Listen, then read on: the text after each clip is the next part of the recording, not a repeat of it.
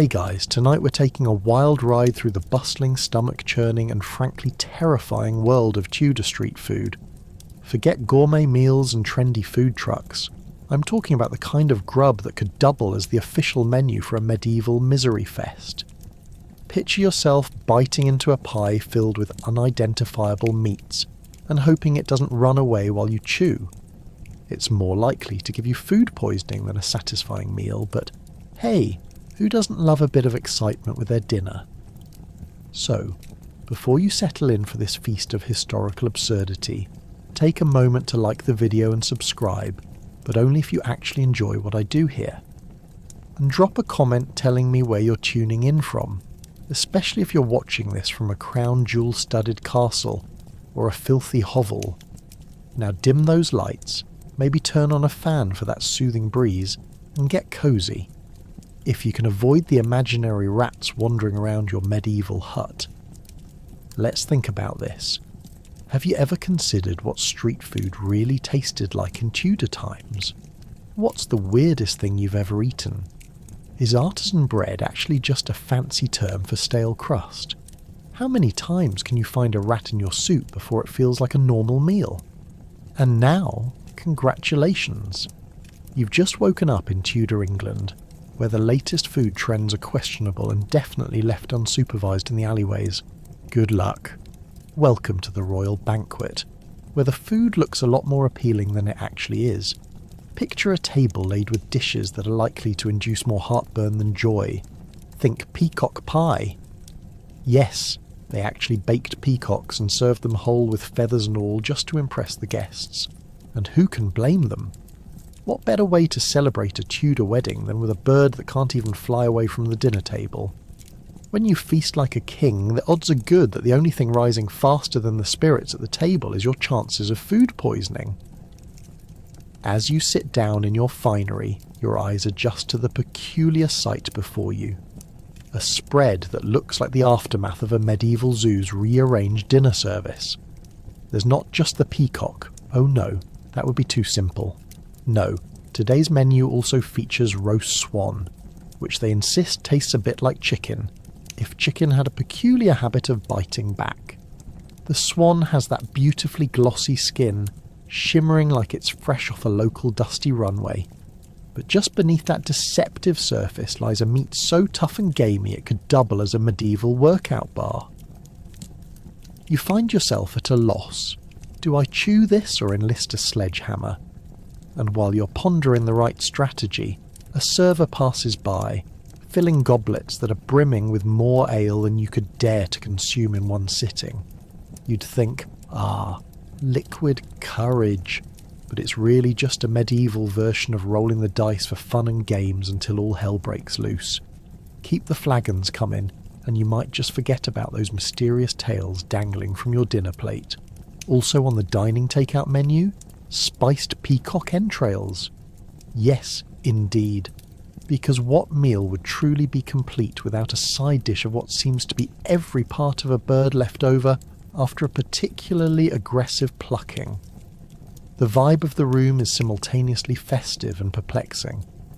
Laughter and chatter fill the air like the fumes from questionable stews simmering in the background. Your neighbour, Lady Mabel Buttress, is recanting tales of her daughter being courted by a knight whose horses may or may not have once been stolen. You can practically see the food particles launching themselves from her mouth, like tiny battle cats heading straight for their next conquest. Your dinner. But you dare not lose focus. Mabel might just be the key you need to secure tomorrow's lunch. Everything is a gamble in Tudor society.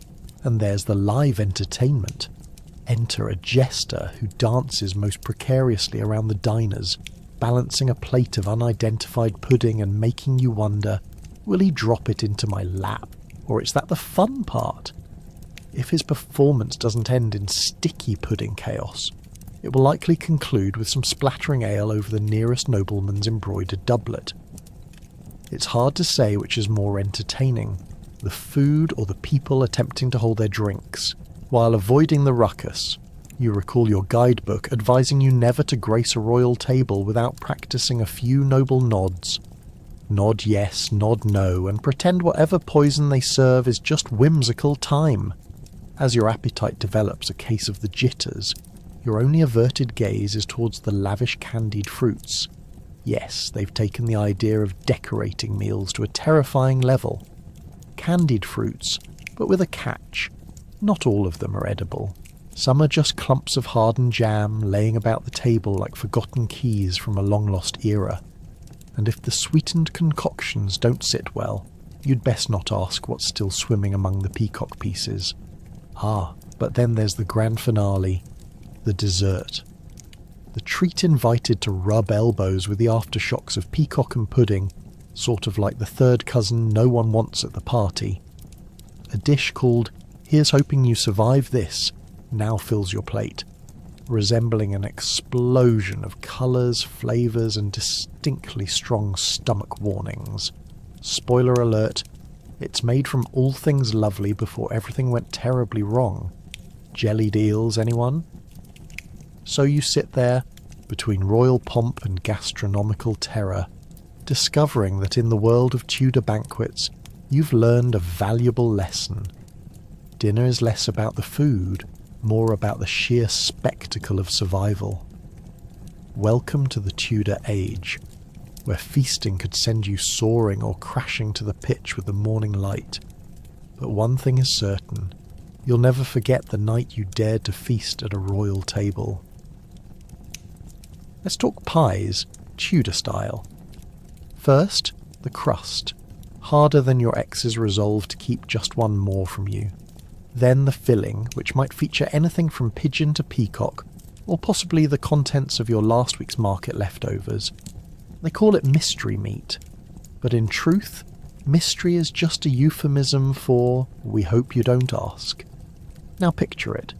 You find yourself drawn to a bustling Tudor marketplace, an enchanting place where the air is thick with the tantalising aroma of baked goods and the faint wail of your last meal still clinging to your stomach. The pie stand.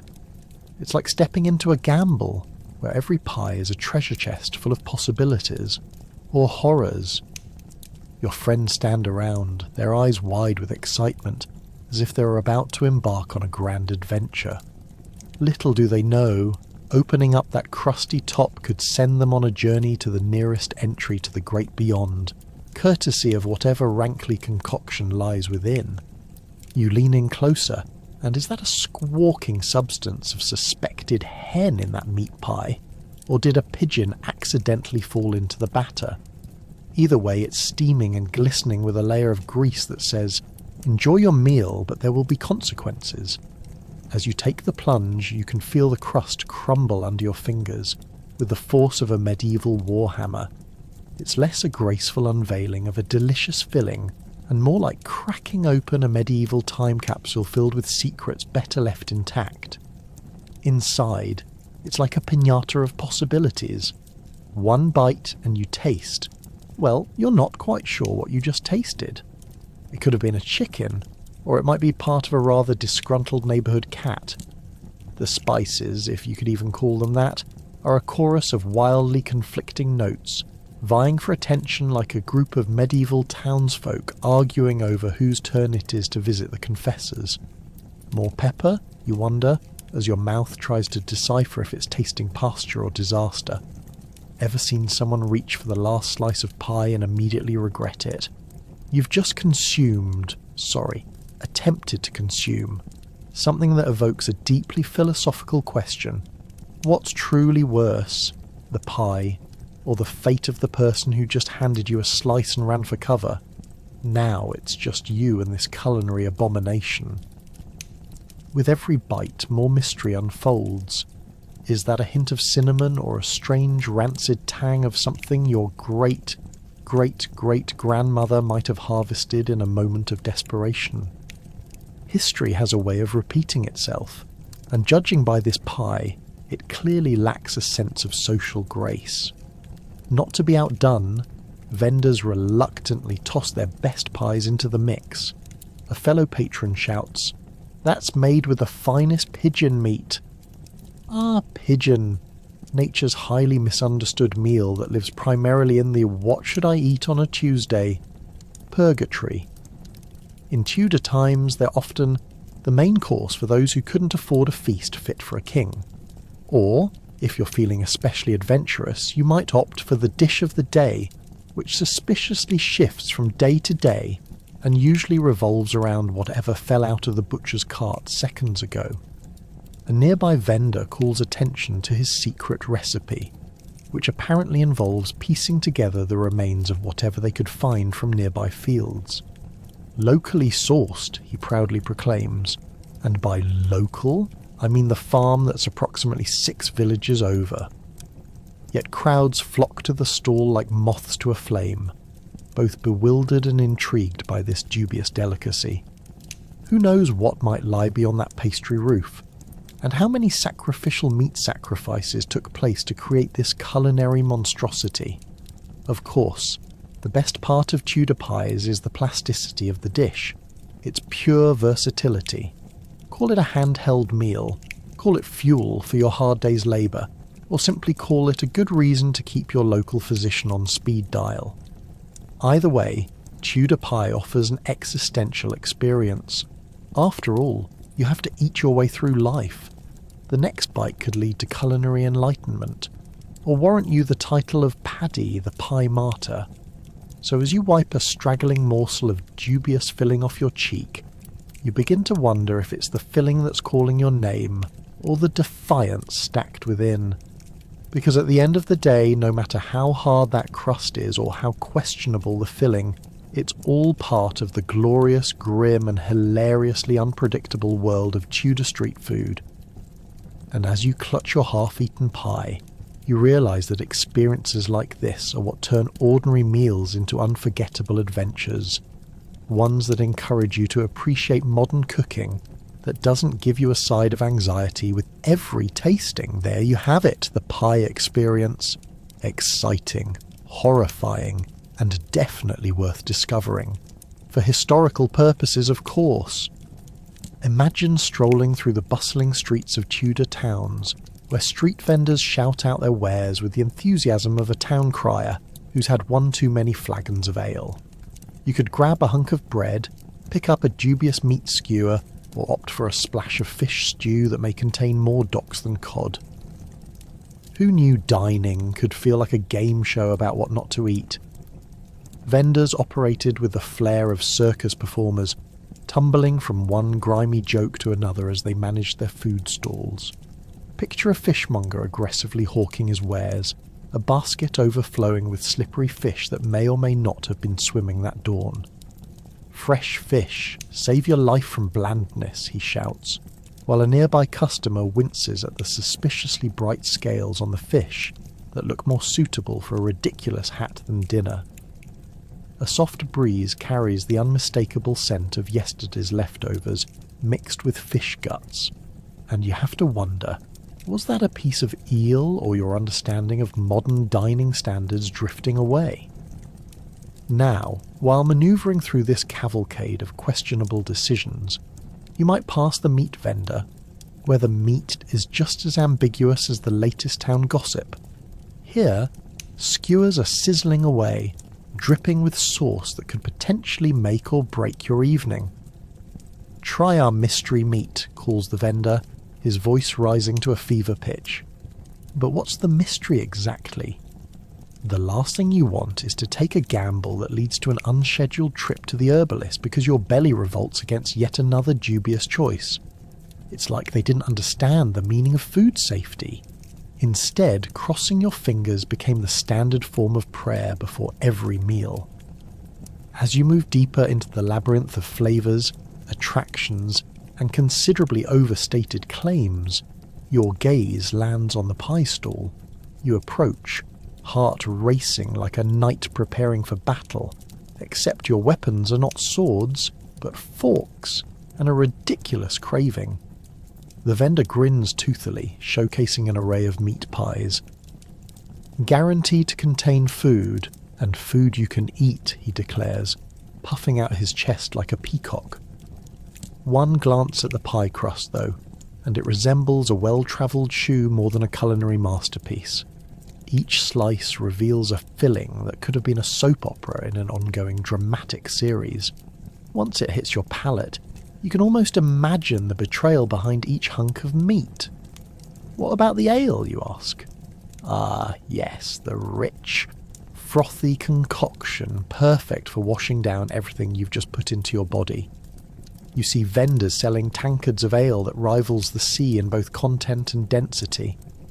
Ale, good for the soul, they declare, which feels wildly optimistic considering the potency might be better suited for a shooting gallery than a drinking game. Chugging back a few pints is crucial, as it not only joins the food chaos in your belly, but also grants you the courage you desperately need to face whatever mayhem awaits you down the street. Plus, who needs a good recollection of the day when ale provides an effective memory eraser? However, vendor life is not without its own perils.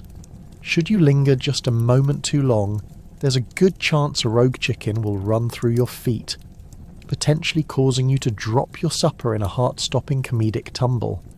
No one warns you of this. It's simply part of the vendor experience. The cries of outrage blend with laughter, a tiny symphony of chaos as pedestrians find more excitement in dodging rogue poultry than questioning the health standards of the food they just purchased. Finally, as you contemplate your place in the Tudor street food saga, you realise that the vendors are in fact the true knights of the realm. Armed with their wares, they go into battle with a mulish determination, catering to the hungry masses and fortifying their positions in the chaotic food chain. With every pie and kebab sold, they elevate the art of risk-taking to a stratosphere not fit for the faint-hearted. And should your stomach survive the ordeal, you may leave the market with tales to tell, stories of triumph, culinary mishap, and a newfound respect for whatever it is that's about to happen next on this culinary roller coaster. So, for better or worse, it's a vibrant theatre of gastronomy, where every meal comes with a side of adventure or disaster, whichever one tickles your palate, or more accurately your stomach. Cheers to the Tudor street vendors. The famous meat pie, where every bite is a trip to the medieval mystery game. The crust promises delight, but once you bite in, what tasteless filling will confront you today? Perhaps rat, maybe rabbit. The pie crust acts as a protective layer of denial, because if you can't see it, it might as well be gourmet. And let's not forget the element of surprise. You could be munching on minced meat mixed with a combination of herbs that sounds great, but has probably seen better days. Think of it as culinary Russian roulette, but with less gunpowder and more suspiciously expired life force. Now back in Tudor times, pies were the pride and joy of street food vendors who considered themselves the Michelin stars of the era. If Michelin ever certified a cart selling baked goods next to a muddy street flanked by drunken peasants. These artisanal bakers were the avant-garde culinary artists of their day, creating works of art containing whatever they could scrounge up. You might be biting into something that was caught that morning, or a questionable long-standing family recipe lovingly passed down through generations of rats. But remember, if you manage to avoid one or two squirming pieces of meat, you might just consider this pie a gourmet success. The pastry itself was often tough, reminiscent of armour more than appetizing dough. You could chip a tooth on it. Local lore claims that some found themselves resorting to using it as a weapon during tavern brawls. "I just hit a man with my meat pie," could easily serve as the medieval equivalent of getting into a Karen-level social media spat today. Even if the pie's content wasn't literally fighting back, chewing through the crust might caution you against any plans to take a second bite. Let's also consider the filling. Farmers would use whatever animals they could find, and if they ran out of options, well, anything that didn't run away too fast was fair game. A common street catch for the pie makers included anything from chicken to the occasional peasant's cat in desperate times. And as for seasoning, good luck. Fresh herbs were rarer than a nobleman giving a peasant a day off. More likely, you'd experience the flavours of old herbs mixed with some significant doubts about whether they were even edible or just part of the kitchen decor. In Tudor England, food preservation was a challenge, and that's an understatement. Your pie may have started as something resembling dinner, but by the time it reached your plate, it was more like a history lesson in how not to store your meats. Spoiled ingredients added an extra layer of risk and thrill. You know, the kind you can't quite put your finger on, lurking under that golden crust like a scratch and sniff sticker you never knew you had. Did you know that some cooks were so proud they would let you believe it was a famous meat pie, when you could have easily just opened a can of "What's this?" instead? With such a diverse range of fillings, each bite served as a gamble. You can almost hear the carnival music playing as you lift that fork to your mouth. Will you find something that tastes like it swam in the Thames for a month? Or perhaps the satisfying crunch of something that resembles half a mushroom? That could be edible. The uncertainty was the part of the charm. Who needed an elaborate dining experience when you had the thrill of possibly discovering your lunch? Could give you a good case of the trots. When all is said and done, meat pies were the original fast food. Literal, meat on the go, served warm in a crowded marketplace, one hand gripping something that could easily become a weapons-grade baked good, while the other reaches for your now lukewarm ale. And should you wish to take your pie to go, those flaky layers were your best friend. They might just warm a pocket or brew a new variable into what you would eat in a good week, fashionably stuck in your jacket lining, of course. So before you lament the state of modern food trends, remember that Tudor meat pies had their own kind of genius. They were a meal you could carry into battle, break over your friend's head, or use to get out of dinner if you came across a particularly unappetizing batch. In a world where culinary ambrosia was often reserved for the gods, or at least the nobles, this pie truly was a slice of life, albeit a rather questionable one. Welcome to Tudor Street Food, where every morsel could teach you life lessons about trust, loyalty, and the wisdom of looking twice before biting into mystery meat. Eating on the go isn't just a modern phenomenon. Tudor citizens took it to a whole new level. You'd see folks juggling their food, trying not to spill their ale-filled stew, while running from dubious characters who might snag your sausage or your pocket. It's all part of the Tudor exercise regime, cardio and culinary risk rolled into one. Freedom was about more than just having the choice of bread. It was about who could make it to the next tavern without being mugged or tripped by a rogue child aiming to swipe your prized pastry. Imagine bustling streets filled with the enticing aroma of baked goods and the sharp tang of boiling meat, mingling with the totally not alarming scent of horse manure and unmarked puddles waiting to ambush your shoes. There you are, dashing through these avenues, cradling a steaming meat pie as if it were the holy grail, hoping desperately to not lose a finger to a passing vendor trying to pry it from your grasp. And good luck stopping to chat with a neighbour. Because in Tudor England, relationships take second place to your lunch, and any delay might result in tragic problems, like missing out on enjoying that lovely pie that started emitting a scent you hoped was just spicy, but on a closer note, might be a bit too fermented. Let's dive deeper into the artistry of street food while sprinting. Vendors bless their entrepreneurial souls with the superheroes of the day, slinging all manner of foods you'd be lucky to take 2 steps before inhaling a deliciously questionable delicacy. You could be snacking on a hunk of bread with dubious cream cheese one moment, and the next moment you're desperately trying to catch a rogue pig that escaped the butcher's block. Because only in Tudor England would a primal instinct to chase a runaway hog feel entirely justifiable, while simultaneously lusting for a herring sandwich to sidetrack the growing hunger. But let's not forget about the drink. Nothing washes down that suspicious meat pie quite like a frothy pint of ale. Afternoon luncheons in the marketplace often turned into a breaststroke of bubbles as you stumble over the overflowing tankards. Did you want a refreshing drink or to stay sober?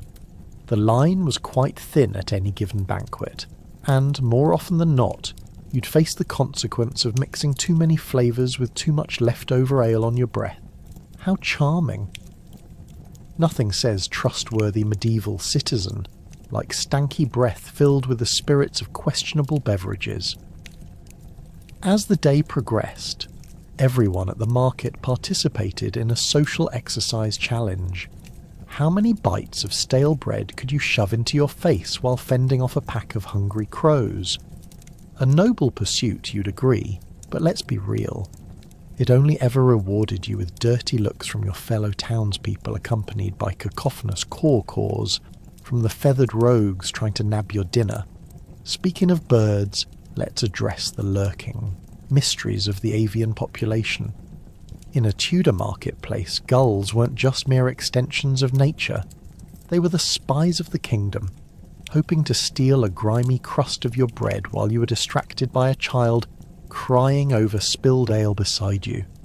You could easily lose a meal to a skittish fowl determined to turn your lunch plans into its grand culinary adventure. Forget keeping your goals in check. It was a battle of wits between human and bird that played out spectacularly. More often than not, when you miscalculated a turn in the brisk crowd, you would bump shoulders with anyone from a butcher carrying fresh organs to a merchant showcasing some startlingly resilient cheese. Still, you kept your eye on the prize. Not just your dinner, but many a pedestrian opinion swirling around you as you jammed bread down your gullet. Will you earn the admiration of the townsfolk for your commitment to consuming your lunch, or question your life choices as you bite into what once instructions might have claimed? Through all the hustle, Tudor guzzlers mastered the art of multitasking and manoeuvring through chaotic streets.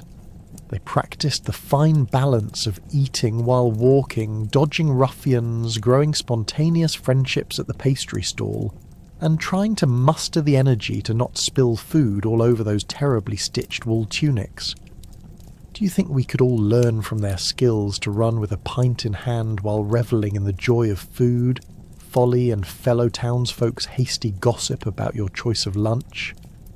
So, as you tuck into your modern-day pre-packaged snacks tonight, remember that once upon a time there lived a people who elevated the art of food consumption to athletic heights. Cheers to grubbing it up on the go, because life's too short for rations when there are streets to race. The fishmonger's stall is a wonder, if you imagine a half-baked horror movie set.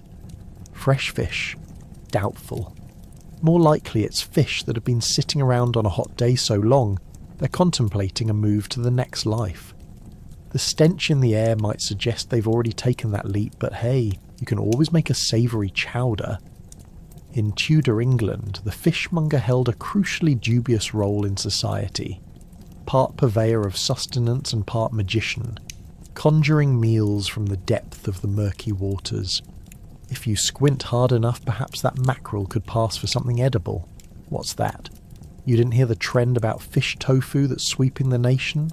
Well, consider yourself ahead of the curve for thinking it was an option. As you approach the stall, you're immediately enveloped in a wave of scents that could only be described as a fishy funeral.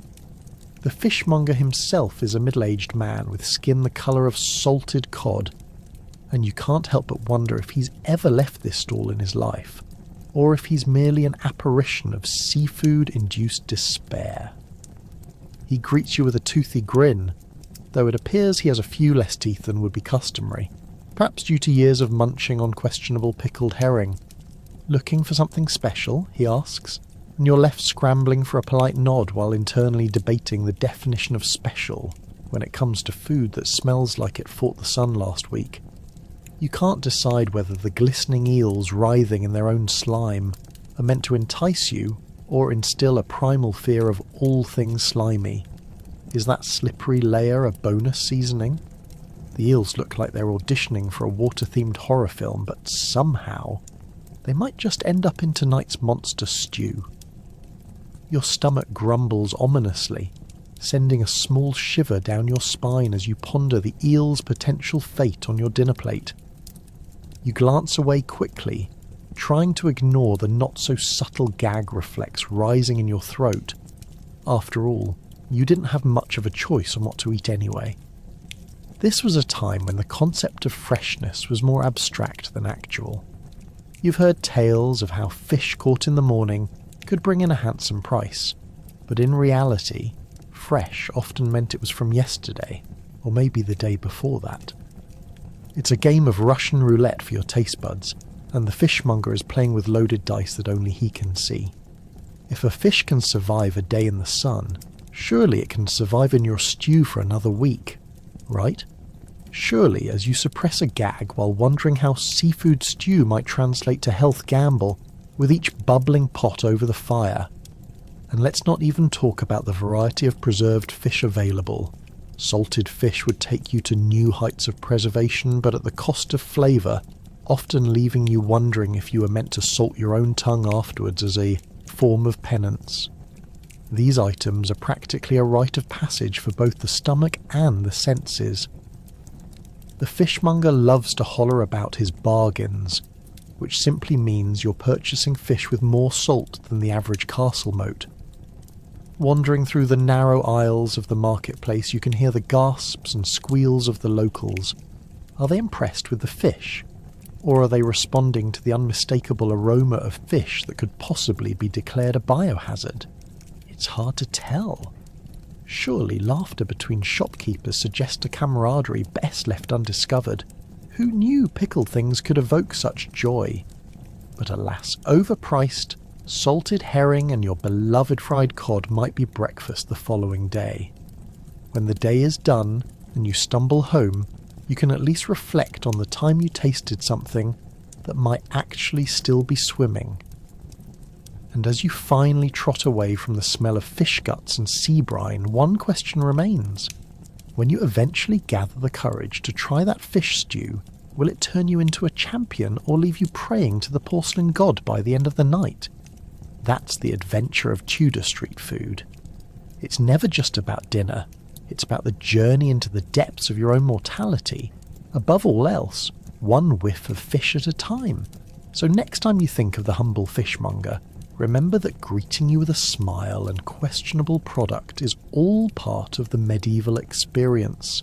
Grimy, glorious, and generally just a little bit fishy. You've entered the tavern, an establishment buzzing with merriment and the delightful aromas of questionable food that might turn your stomach into a trampoline. Enjoy a flagon of ale, which on a good day might actually be ale rather than a suspicious liquid that might knock you sideways. And the food? Well, if you can survive the company, you might survive the soup too. The tavern is where the local ruffians, traders, and the occasional noble decide to let their hair down, or at least let whatever clumps of hair remain free as they while away the hours over cheap ale and even cheaper banter. As you survey your surroundings, the decor is rustic, to put it charitably. The walls seem to ooze a mixture of stale beer and the kind of sweat only found after a long day wrestling pigs or dodging rats in the streets. Lanterns flicker precariously, casting shadows that dance like they're auditioning for the latest court performance. You spot a few individuals who seem to be in a heated debate over something, likely which stew is cooked with the least amount of crow feathers. The chatter drifts toward the hearty sounds of laughter, the clash of tankards, and the occasional drunken brawl that reminds you why you always look before you leap, especially concerning where you place your feet.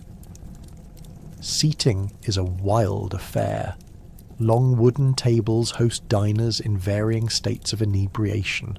If you're lucky, you'll find a place next to a friendly-faced blacksmith who claims to have once wrestled a bear, but maybe fought a goat instead.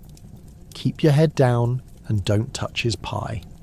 The smell wafting from it could make the strongest among you consider vegetarianism for life.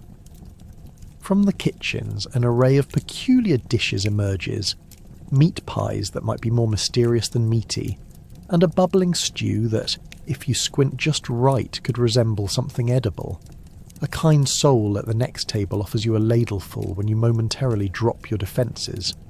Spoiler alert, it's probably the hour-old remnants of last week's poultry, and something fishy that seems to have been recycled from last season's catch. Deliciousness takes on a different meaning in medieval taverns. A full belly might come with a price, like one very regrettable sense of adventure that leaves you pondering if you should have opted for dry bread instead. The allure of greasy, fatty meats dangles tantalisingly as the cook shouts about some new cuisine made from whatever animal wandered too close. You hesitate, but eventually join in on the revelry. After all, who are you to resist a bowl of soup that is surely only 70% fungus? It's downright rude not to partake. Your flagon of ale sloshes onto the table just as a crowd bursts through the door, bringing with them a chill that could freeze the very words tumbling out of their mouths. They're manically recounting tales of their day's adventures. Let's hope none include them losing their trousers, or worse yet, their lunch. Taverns aren't just about food. They're theatres showcasing the absurdity of peasant life, where tales of woe and joy spring forth like the last batch of ale from the barrel, warm yet entirely untrustworthy. The laughter and bickering draw you in, and you can't help but become part of it. A mysterious gentleman approaches your table, flashing a grin that might have once been charming but is now veiled behind a layer of grime. Care for a wager on this here stew? He shouts, holding his bowl aloft like a knight presenting the Holy Grail. You cautiously agree, measuring the risks as your neighbour warns you about the last fellow who made a similar bet, the one who ended up sleeping in the local dung heap. As the night deepens, the tavern becomes a whirlwind of life and regret. The more nostalgic patrons chuckle over their drinking companions, while assuring everyone how next week they're abandoning ale altogether. The nearby bard, probably a bit too drunk to know his lines, stumbles through a song so traditional it's older than you that every breath sounds like an echo of medieval history in the making, albeit with a few hiccups that send laughter cascading through the crowd. When night finally closes in, you realise the tavern was more than mere sustenance. It was quite the adventure. The smells, the stories, the questionable fare, all mingle to create a day-to-day tapestry of life that can only exist in a world where everyone knows that whatever happens in the tavern, well, frequently stays in the tavern, mostly because they'll have trouble remembering if they ever left. So, as you prepare to leave, your stomach doing a merry dance likely against your better judgment, you can't help but chuckle at the absurdity. Cheers to the food, tales that you won't remember by morning, and a toast to the next meal, provided your insides haven't revolted against the misguided love of that soup. Welcome to the Tudor Tavern, a culinary roller coaster where survival and a hearty sense of humour go hand in hand. Roasting meat was all the rave, but Tudor cooks had a unique talent for naming cuts with as little relevance as possible. Roasted hog? Delicious. Roasted, whatever that is. Well, we're guessing you'll find out soon enough. So, bring your finest knife, because who knows what you're slicing into next? Imagine strutting into a bustling marketplace, the aroma of roasting meats hitting you like a friendly slap across the face. There's the sight of local vendors proudly displaying their wares, a full roast perched on a spit, glistening with enough grease to make a modern health inspector faint. But don't get comfortable just yet. Your culinary adventure is only just beginning. There's a catch. The hog in question might be a delightful piglet, or it could very well be old Sir Ned, who lived down the street and refused to bathe. With Tudor meats, what you see is rarely what you get. The motley assortment of meats on offer ranges from the familiar, like beef, to the downright bizarre. Today's special could feature badger or hare, each item labelled with names more medieval than a rap battle in a jousting tournament. So, be prepared for a possible Tudor roulette. One slice of mystery meat, and you might be both intrigued and horrified. Imagine the ceremony of the roast. Meat skewered and spun over an open flame, flames licking up like a hungry dragon. The cook, clad in a tunic, wipes sweat from their brow, squinting through the smoke rising like an unwanted fog. Just a pinch of spices, they declare, as your stomach grumbles in eager anticipation. But instead of measuring out a dash of rosemary or thyme, they simply toss in whatever herb-flavoured dust they find, the special blend, making your meal an authentic dive into culinary confusion. Take a moment to wonder, is that a hint of nutmeg, or did the last vendor just shake crumbs from last week's pies? As the meat comes off the fire, it's a showpiece, a golden, crackling creation that promises deliciousness. But beware, just when you think you're in the clear, the slice hits your plate, oozing natural juices. It's less lamb chop and more challenge accepted. Did you expect tenderness? Oh, you fool! Your knife barely manages to cut through the muscle like an axe through wood. You need a sword and shield for this battle. And let's not forget the garnish, a wilted sprig of parsley that has no business being there. Serving suggestions, they call it. You wonder if Tudor folk thought that putting a green sprout next to a mound of greasy mystery meat was some sort of ancient retirement plan for flavour. After all, if a meal can end watching you wrestle with a questionable piece of stringy something, it's a feast worth bragging about. Ah, but dinners are just the tip of the iceberg. What about the leftovers? Tudor cooks also excelled at the art of recycling, scooping up remains from yesterday's feast and slapping them unceremoniously into today's offerings. Cold hardened meat shoved into a pie and baked again, festooned with more cooking char than a medieval barbecue. You scoop a generous forkful and analyse it. Is that a chunk of roast swan from last week's gala, or just the dregs of the boil pot? There's adventure in every mouthful. Wait, is that an eyeball?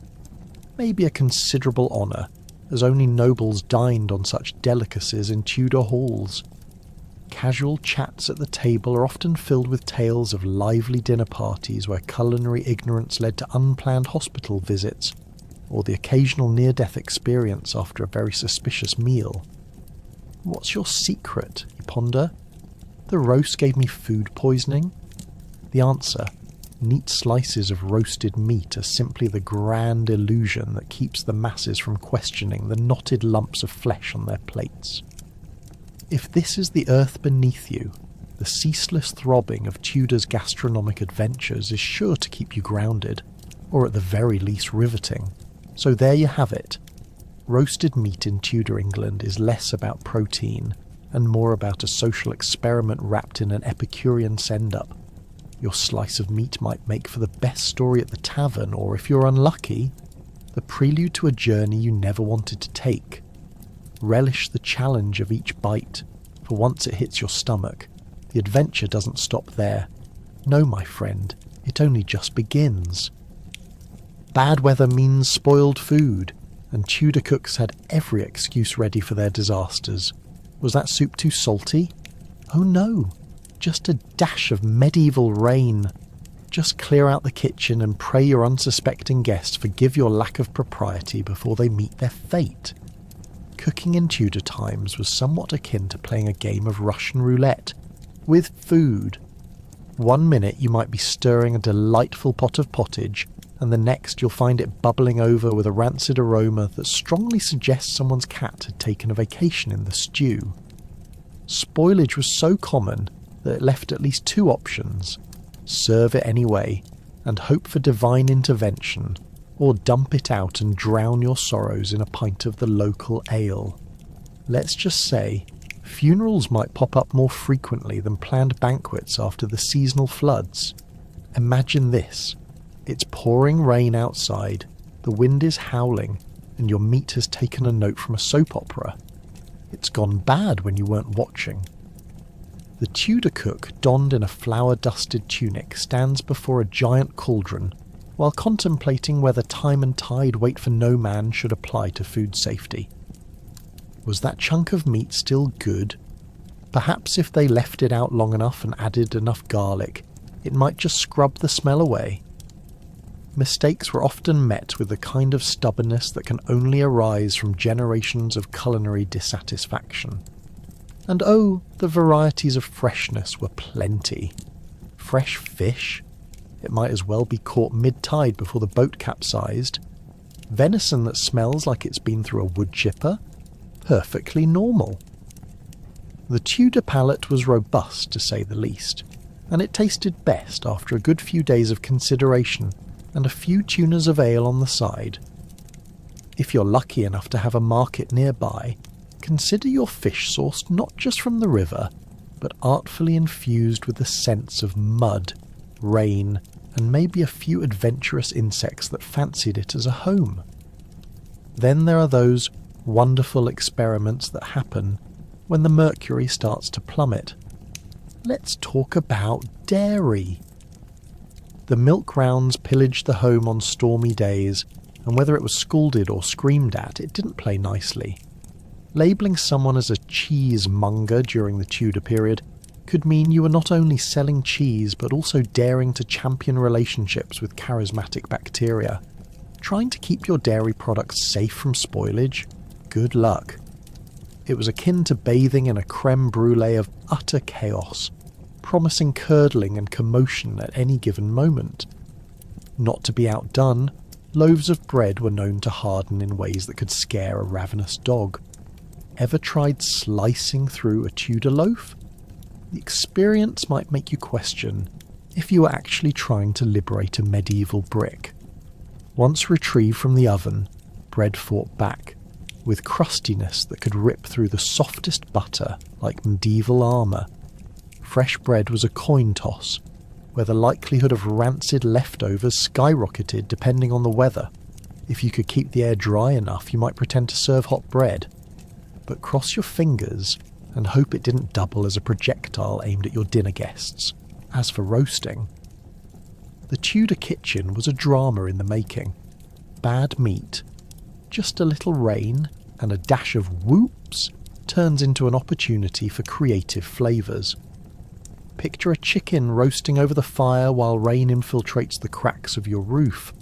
Just enough to introduce a mysterious flavour profile that might come with a side of "we hope you live." The meat could enter the kitchen with its dignity intact and leave on the other side as a soggy, charcoal-encrusted disaster, keeping diners guessing about the actual identity of their feast. In preparation for guests, Tudor cooks had one request: avoid discussing the origins of the meal too much. Because while the kitchen was a lively canvas of chaos to some, to others, it could feel like early symptoms of food poisoning unveiled at the dinner table. Everything gets blamed on the weather, as if rain clouds are personally crushing your dreams of a full stomach and a gloriously well-fed social circle. So, whether it's spoiled fish, ghostly bread, or that soup that just won't quit, Tudor dinners are all about mask-wearing charm, heaps of denial, and laws of culinary survival. Remember, every bite might not just hold remnants of yesterday's meals, but rather a light sprinkling of medieval meteorological chaos. With every winter storm, the cooks would glance nervously toward the entrance, praying for mercy with their mystery pot, each clank of their cookware echoing as a reminder that sometimes the weather just really isn't on your side. Aye, such was the beauty and madness of Tudor cooking. Tudor festivals were the Olympics of eating. Who could stuff the most sausages in a minute? Who could keep the most ale flowing before it hit the floor? It's all about sporting events where winning means feeling sick for the next week. Glorious chaos that celebrates everything bizarre about Tudor life. Imagine a crowd of peasants, nobles, and possibly a stray goat huddled around wooden stalls, cheering and chanting as contestants showcase their eating prowess like gladiators in the Colosseum of Gluttony. It's not just a feast, it's a contest to see who can trample their stomach to the highest degree, all while wearing their Sunday best and just a hint of yesterday's stew on their tunics. Let's paint the picture. You're at a festival, surrounded by a cacophony of shouting, music, and the enticing smell of food that may or may not be preparing to fight back. The air is thick with the aroma of roasted meat, probably something that once had a personality. And just when you think things can't get any more chaotic, a town crier shouts the start of the first contest, the Great Sausage Stuffing Challenge. Contestants squish the plump sausage-like links into their mouths like a game of medieval Twister, trying to best each other while maintaining a facade of glee. It's less about hunger and more about outdoing your neighbour, because pride truly has no culinary boundaries. And then there's the ale. Oh, the ale! The festival's unofficial beverage served in oversized tankards that merely function as an accessory for your worship of good times and possible liver failure.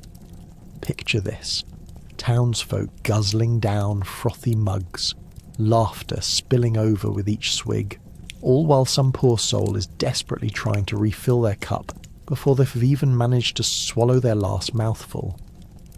The sight alone is enough to make you question your life choices, like, was that a sprightly ale, or did I just accidentally drink from the mud puddle? While overeating becomes an Olympic sport of sorts, let's not forget the culinary ground zero that falls under the watchful eyes of the local lord or lady. Eager to be entertained and perhaps slightly horrified, the nobles sit on makeshift thrones, judging each eating attempt with the aplomb of royalty, while their plates overflow with delicacies. But what are the nobles eating, you ask? It's not just the latest peasant surprise. No, it's roasted swan, pies moulded into the shapes of their household crests, and desserts made with honey that would make you forget the very definition of sweet tooth. As the revelry continues, the festival soon morphs into an organised chaos that only Tudor life could muster. Games ensue, not only involving food, but also the threat of losing your dignity while engaging in activities like the pig chase. Yes, nothing screams family bonding like a raucous hunt for the local swine through the mud, which may or may not be successful. Someone's always coming out of that mess with a shoe full of muck or a spontaneous sprint into the nearest muck pile. And then, just as you think the indulgence is coming to an end, there's a grand finale. The pudding plunge, where everyone dives hands first into a vat of pudding that might have been cooked last week, or might just be a cleverly disguised workout for your stomach. It's vigour mixed with peril as contestants try to eat their way out of the dessert set while swatting off their children or assorted animal friends. The spectators cheer wildly, their faces smeared with half-finished food. But what really elevates this wild array of eating competitions is that the winner of each event gets something infinitely valuable: bragging rights. Forget tournament medals. In Tudor England, you become a legend among peasants and nobles alike just by losing half your dignity and a significant portion of your lunch. Your name will be inscribed in the annals of history as the ale-fueled beast or sausage slayer. And let's face it, you'd probably gain new followers who are equally desperate for glory and bits of day-old bread stolen from the market. So, as the sun sets and the last of the ale is quaffed, you're left to contemplate what you've just survived. Is there a tiny chance you might regret eating 3 whole meats pies? Absolutely. But in the Tudor spirit of revelry, you shrug it off and belt out a raucous tune with your fellow survivors, because nothing says celebration quite like a bridge to tomorrow's hangover and the promise of yet another food festival. And this time, maybe there won't be any culinary hazards left to dodge. Cheese during Tudor times was a hit-or-miss affair.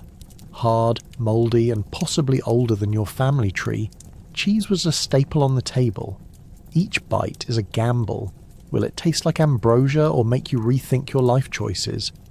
Either way, it was a necessary companion to cover up that meat pie from before. Tudor cheese was often seasoned with herbs, which sounds lovely until you realise those herbs were likely competing with something suspiciously fuzzy in the corner of your cheese wheel. Think of cheese as the unreliable best friend of a historical meal. It can either make the dish shine or leave you pondering your life in the privy. Imagine heading to the market in search of the day's delicacies, and there you stumble upon the cheese seller proudly showcasing their stinky wares with a fervour usually reserved for juggling act performances. The wheels of cheese looked delightful under the sunlight, but once you got close, it became a battle of wills with your olfactory senses. The smell was as aggressive as a midday tavern brawl. You'd grin and nod, trying to appear worldly while silently planning your escape from this pungent paradise. After all, who needs clean air when you have the chance to taste victory over a hunk of cheddar that's seen better decades? Eating cheese wasn't just about savouring that crumbly delight, it was a whole series of rituals. For starters, the cheese knife required a bold approach. You didn't simply slice into it. It was more like an ancient war dance, attempting to cut the cheese without sending flaking bits rocketing across the table. And as you try to negotiate with that hardened surface daydreaming of brie or mozzarella, the reality of your gritty wedge hits hard. It's like wrestling a small animal that sourced its flavour from the bottom of someone's shoe. And what about when cheese was served as part of the grandest of Tudor feasts? Prince or peasant, it didn't matter. Cheese was the unpredictable star of the show. Picture this: a sumptuous banquet hall, tapestries adorning every wall while the table groans under the weight of assorted meats, pies and tankards overflowing with ale. Then, there it is, a whole wheel of vintage cheese sitting in its glory, perhaps from the family cow that conspicuously disappeared last summer. As everyone digs in with fervour, the protagonist of the evening, the cheese, literally steals the spotlight, for better or worse. The nobles would take pride in their cheese selections, boasting about which batch came from which estate. "Oh, this is from Baron Wattleboro's finest herd," they'd declare, sounding more like wine connoisseurs than the county's cheese arbitrators. Yet, for every noble boasting about artisanal cheese, there was a desperate peasant hoping their cornmeal porridge would somehow complement the abandoned dairy in the tavern's corner. It was a cruel balance between embracing cheese snobbery and acknowledging life's mundane reality.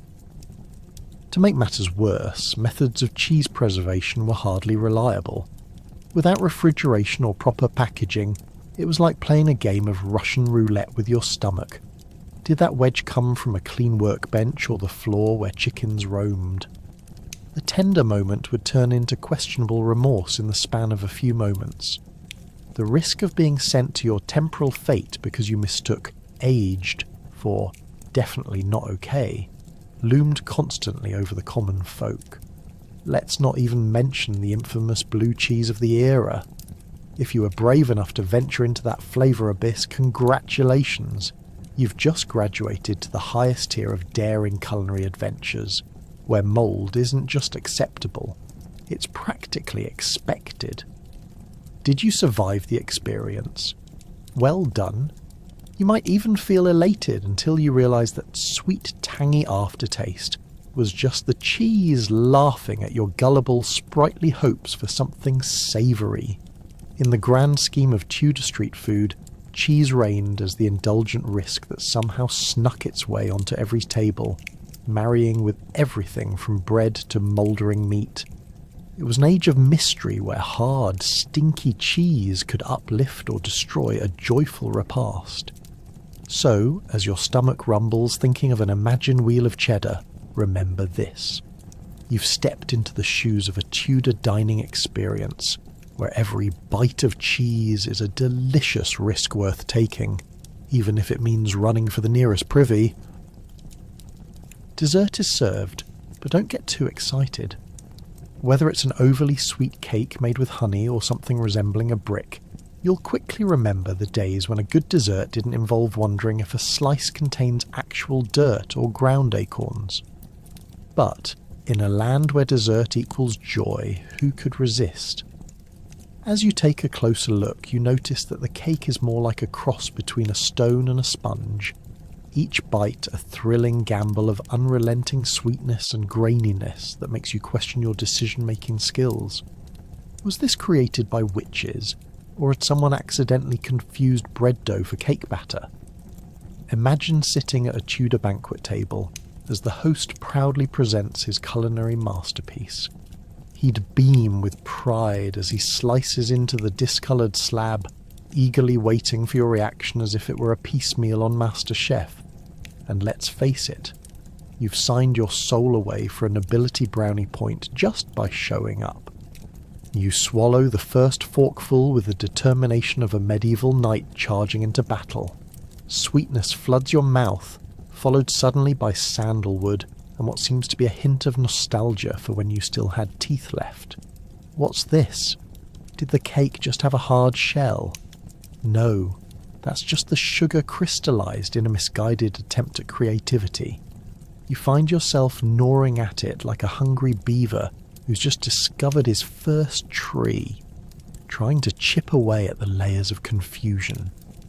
And who could forget about the traditional subtle spices?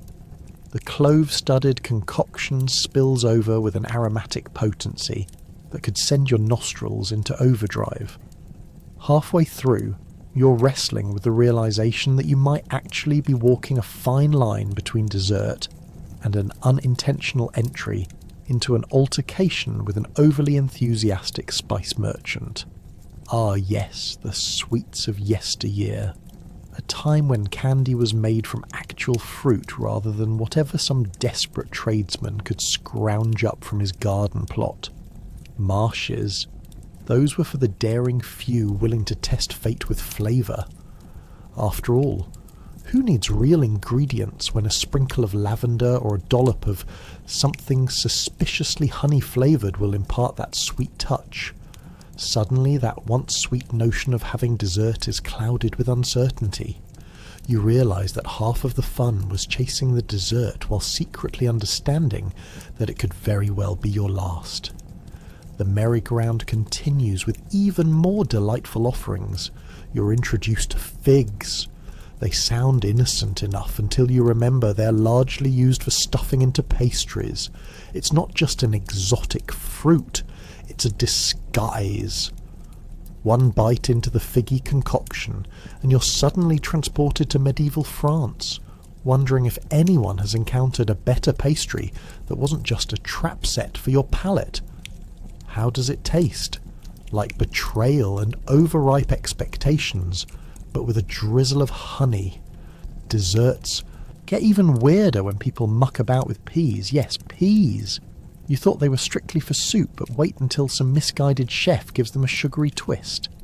Pea pudding, or as they call it, sugar view on boiled nightmares.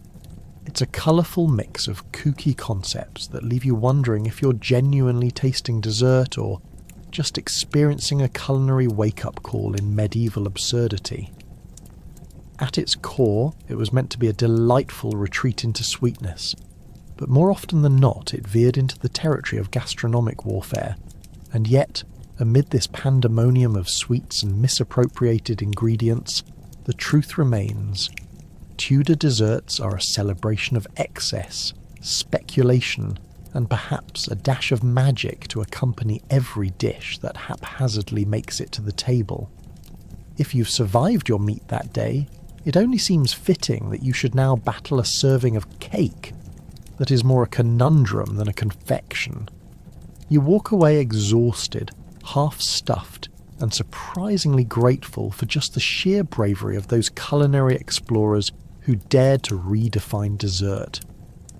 So here's to the adventurous spirits of the past, those who baked cakes resembling bricks and scrambled their way into the hearts and stomachs of many. Because in every mouthful of confusion and childlike joy, they unknowingly paved the way for centuries of sweet madness. Remember, Dessert may have been a dilemma, but it was still deliciously absurd. Back to those grafted foods made by the weavers, who oh so kindly shared their leftovers and questionable scraps. It was a hodgepodge of colours that might seem artistic, but still leaves everyone collectively wondering who shoved the laundry in the pot. But creativity comes at a cost. Dinner with a side of dread. Imagine you're at a bustling Tudor market, the sweet aroma of freshly woven tapestries wafting through the air, only to be met with the unmistakable odour of whatever last week's rags may have contributed to this evening's stew. As you step cautiously around piles of fabric and stray rodents scurrying beneath the vendor stalls, you come across a cheerful weaver known as Ghastly Gear, her long sleeves swirling like a badly knitted potholder. She pulls out a bowl filled with an array of colours so vivid they'd make a rainbow jealous. Only, wait, is that a hint of mould speckling the corners? Despite the grim reality staring you down, you can't help but be intrigued. What could possibly lurk within this feast of fabric remnants? Gear beams, have a taste of my famous fabric stew, made with the finest colourful leftovers. And just like that, she ladles a serving into your bowl. As the spoon hovers, your mind races with the wonder of origins. Is this remnants of her best dress from last year? Maybe it's from the leftover pieces of the wedding tapestry that ended up so food-soaked it was never trusted again for apparel purposes. Who needs high-end dining when you have this artisanal masterpiece of textiles that inadvertently became food? But as you venture a cautious taste, your palate is assaulted by flavours so mysterious, it makes you question if you should keep chewing or consult your meditative philosopher on whether it's wise to consume your wardrobe. It's kind of like tackling a psychedelic smoothie without the benefits of yoga. It's a blend of things no human should dare combine. There may be grains, a hint of veggie, but heaven only knows where the rest of it came from. You consider how people used to eat. Oh, how different it was compared to your air-fried kale chips of today. Instead of packing lunches of leftovers, the weavers served up their last week's threads that looked like they'd just scurried out of a witch's bag of tricks. They were essentially confused about whether they were chefs or costumed characters. It's a culinary experience akin to a Shakespearean tragedy, where the hero finds themselves staring at a grim plate dressed with colours that would likely cause any modern nutritionist to faint dead away. Suddenly, you're struggling against the primal wisdom of your stomach screaming no, while your brain is locked in a battle that could win the crown in feast or famine. Should you push through and show appreciation for this artistic endeavour, or do you bow out gracefully before that clothing-inspired dish does anything beyond keeping your taste buds entertained? Let's not forget the notable success of the weavers' parlours, where desperate patrons delightedly grabbed at leftover scraps, eager to revive the courageous tradition of food repurposing. The weavers thrived on the chaos of discovery far more than any culinary training. Their meals served were an art form, a mythology of flavours, sight and potential disaster rolled into one bowl. It's like indulging in a culinary surprise party, only you didn't realise you were the guest of honour in a wrong place, wrong time spectacle. However, you have to admit there was a certain charm in embracing the mystery of the weaver's kitchen. After all, you could be dining at a high-end tavern or sheer disappointment from ye old theoretical oyster. They understood something the modern world has since forgotten, the joy in stretching beyond what eats comfortably on a plate. The real question remains, when society becomes so enamoured with gourmet dining, what do we lose? Would you brave the weaver's adventure again for one authentic gourmet experience, dipping into a pot of forgotten creativity? By the time the evening rolls in, and the lights flicker shadows along the weave of fabric still hanging in the air, you inevitably realise that despite the challenges of consuming an assortment that isn't based on any nutritional doctrine, You're partaking in the equaling up of both culinary art and industrious effort. In the end, you leave, perhaps a little nauseous but oddly fulfilled, bewildered by flavours you never knew could exist. A triumph for both the stomach and fashion history, truly a period of food for thought. Ever tried to brew ale yourself? Well, if you thought modern brewing was tricky, Tudor alchemists were in their beer chemistry lab concocting potions, usually on accident, and the resultant brews, here's hoping you grab the right jug and not the one made from random plants found in the forest. You may have envisioned a cosy brewing session with hops and barley, but in reality, what awaited you was a wild assortment of whatever could be scavenged, fermented and prayed over. Just think about it. Beer crafted from a mysterious blend of barley, water, and probably more spices than an overzealous witch's cauldron. Imagine a foreign merchant arriving in town, showcasing their finest ale, brewed from odd ingredients that should certainly never mingle. Allowed to fester under the sun for an exclusive flavour, these brews may have started as golden nectar, but ended as murky chaos that could send even the hardiest patron running for the hills, or worse, outside without a bucket. You know that beloved beer that's crisp and refreshing? In Tudor times it might resemble swamp water more than a golden chalice. And let's not forget the brewing conditions. If you're a nobleman, fantastic. You likely have the means to afford an actual brewing barrel and semi-competent help. But for the average peasant, you're stuck with constructing a makeshift device that doubles as a rare bird feeder. No running water, limited tools. Good luck cleaning your brew kettle, which may or may not have been a repurposed chamber pot last week. So, good luck to you.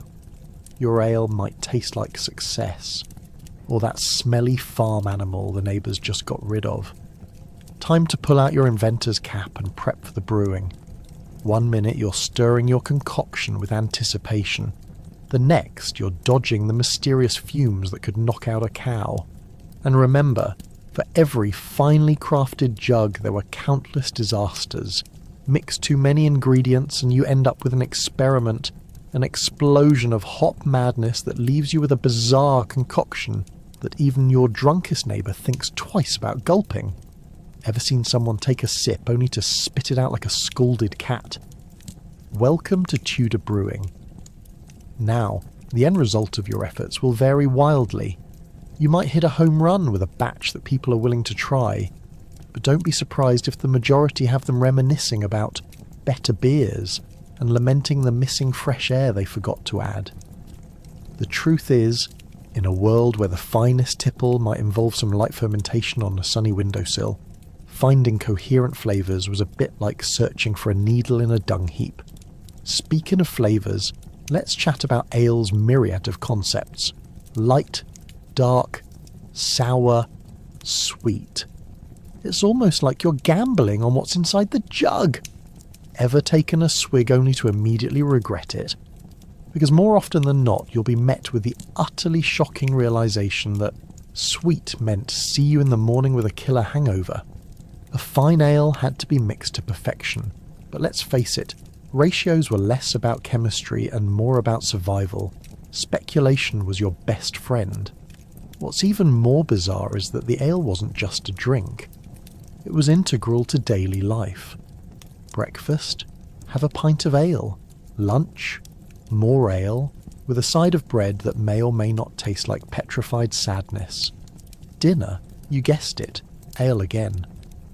At some point peasants might have thought, why bother with water that might give you dysentery when you can have this delightful liquid, even if it did resemble murky pond sludge?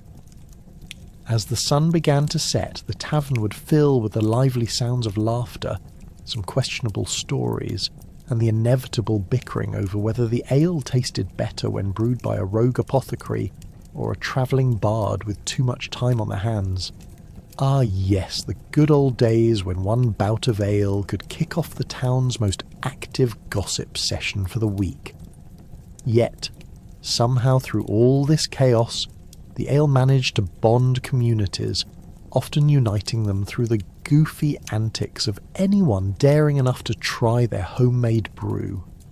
The art of brewing, desperate and chaotic as it was, created stories that would be retold as part of local lore, transforming everyday life into a whimsical parlance rooted in hilarious misadventures. So, don your brewing apron, grab your dubious assortment of whatever you might find lying around the house, and remember, every time you raise your glass, toast not just to the ale, but to the glorious chaos of those who came before you. They sure knew how to make a party out of what might have sent the average stomach running for cover. When your friend suggests you try something new, it's either a culinary delight or a reason to write your will. Medieval food experimentation was a real gamble. Sometimes, new potions turned out to be okay. Other times, well, let's just say you might end up as the next ghost behind the tavern. In an age when everything from potions to produce had the potential to induce instant death, swapping magic potions was less of a social activity and more of a high-stakes game of Russian roulette. You might find yourself at a jolly gathering in a draughty tavern, surrounded by laughter and gruff peasant banter. One friend, fueled by ale and enthusiasm, hoists a clay jug, one that's been sitting in an unkempt corner for who knows how long, and proclaims that it contains the finest brew this side of the Black Death. You squint at it, trying to discern the viscosity. Is it bubbling, with potential excitement, or fermenting into a blend of regret? Ah, the delicate balance of trusting a medieval barter at a pub. You bravely take a sip, only to taste the essence of swamp with a hint of horse sweat. Too late. The magic of spontaneity has already whisked you into a cauldron of discomfort. If only you had known what a witch's brew truly entailed. It seems that every time you turned around, someone was suggesting a new remedy or recipe. A friend insists that frog legs steeped in nettle oil will cure your cough. Next week you may be left wondering if there's any way out of this terrible reality.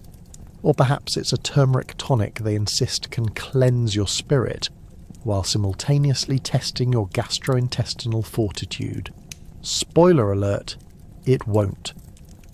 This experimental phase of food preparation was so ingrained that even the neighbourhood barber surgeon doubled as a kitchen magician. You might walk in for a trim, only to have Mr. Licepatch whip up a concoction of wormwood and too many old strawberries in hopes of curing your chronic ailments. It tastes like despair, but trust me, you won't die. Yes, that certainly inspires confidence. You leave not just with your hair looking slick, but with belly-bubbling questions of survival. If only gallows humour paid better.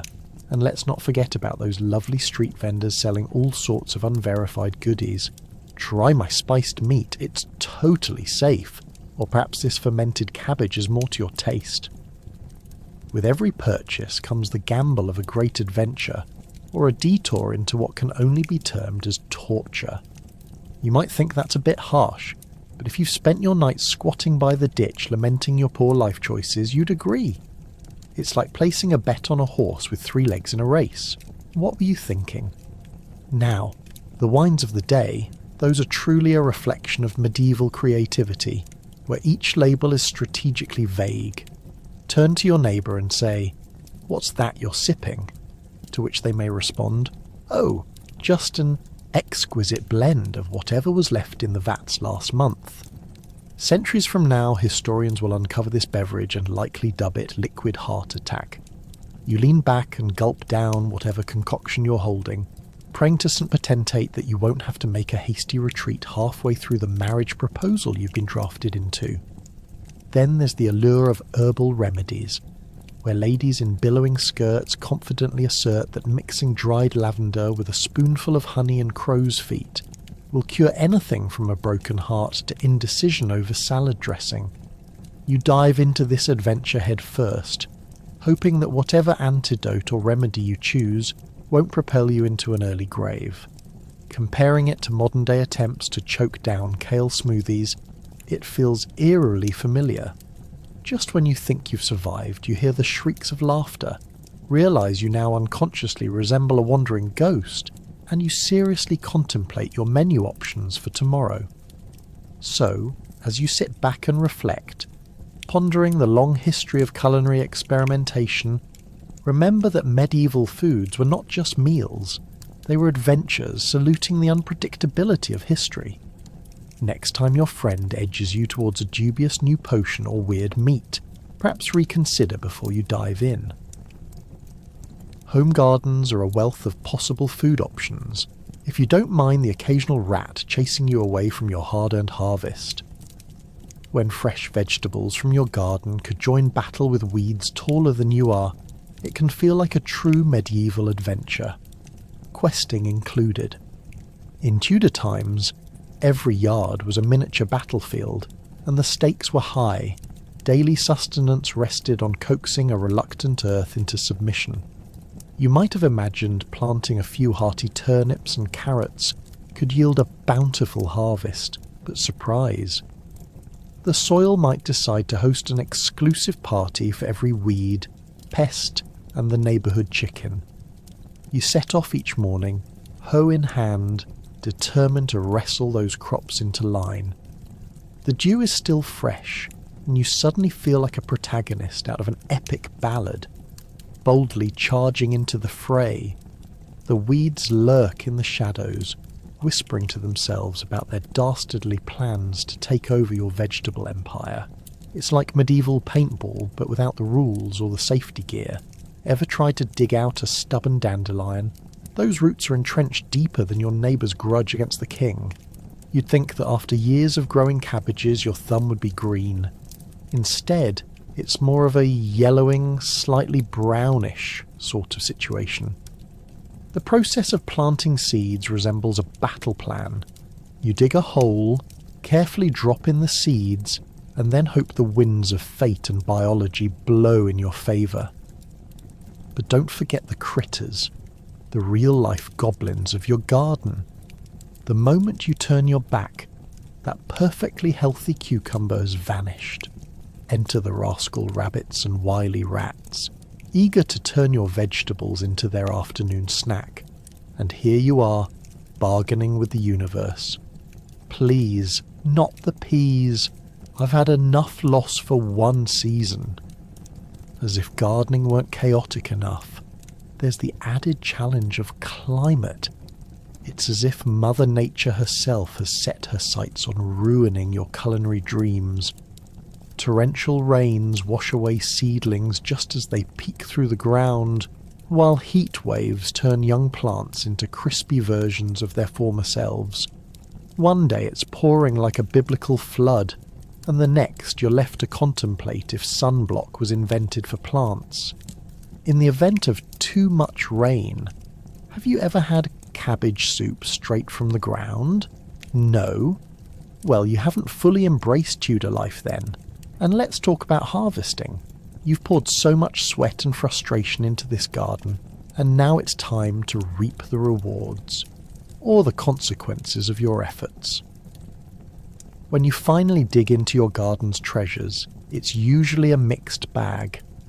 What you hoped would be a cornucopia of greens quickly turns into a weird assortment of vegetables that resemble a Picasso painting. Is that a squash? Or did I just grow a mutant alien egg? Once you've gathered your glorious produce, there's the food that simply can't be believed. Imagine stumbling into the kitchen with a basket full of half-rotten vegetables and realising you've got to cook for the household, overwhelmed with the same sense of dread as if you're writing a history exam. How do you even use 2 pounds of underwhelming turnips and, surprise, one dishevelled head of cabbage? You throw them into a pot and pray the mystery seasoning you unearthed from the back of the cupboard doesn't send everyone into fits of culinary regret. But alas, it's not just for the sake of nourishment. Gardening in the Tudor era served as a reflection of one's status.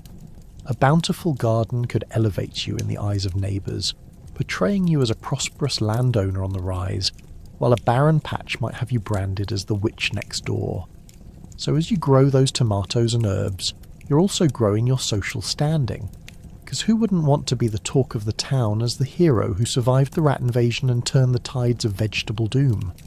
Life in the Tudor garden is a tale of triumphs and trials, equal parts labour and laughter, and when it's harvest time you might find yourself grinning ear to ear, if only because the vegetables run away just as if they're still alive. So push through the weeds, battle the crows, and keep a determined eye on those peas. Remember, in the tumult of garden chaos, every carrot pulled is a small victory compared to the greater war of survival of Tudor food. Would you like me to continue with the next segment? Let's take a moment to reflect on the joys of dairy. The cheese that stinks up the whole room is just what you're looking for, right? It was sold with a hint of mould and questionable history, but what did that matter? By the time it hits your table, nutrition takes a backseat to the dubious delight of every spotty wedge. In the Tudor era, the concept of dairy was as complex as a Shakespearean plot twist, where curds and whey were not the only things left to fate. Imagine a time when brushing against a cheese wheel could elicit an entire neighbourhood's gossip. The local cheesemonger could likely tell some wild tales regarding each cheese they sold. Ah, this might be a mild cheddar today, but if you hold your breath you could find a hidden funk deep within.